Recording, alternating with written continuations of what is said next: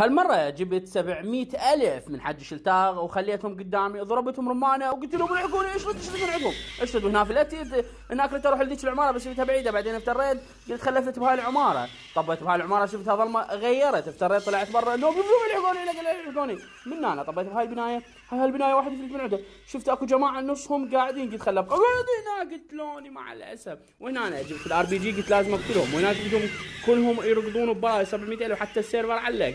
قررت افلت ذيك العماره، طلعت التليفون مالتي خابر على صديقي تعال لك الحقني، المهم هو عافني خلاص قلت خلي اقتل بهاي العماره اللي هسه بالي بلكن ما قعد. وهنا انا صوت قلت له انا استونرت افلت من عندهم.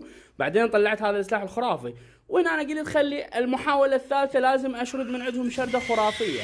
ضربتهم كل النيت اللي عندي، وهنا انا افتريت بقى ذولا بذولا طلعت لهم المسدس ابو البكره وافلت جبال عضله. هنا انا خلفت بهاي البنايه ظلموا ما حد يشوفني. يا الله اي والله فاتوا من قدام ما حد شافني، فاتوا من قدام ما حد شافني، خلصت منهم اخيرا. لا قتلوني والله قتلوني.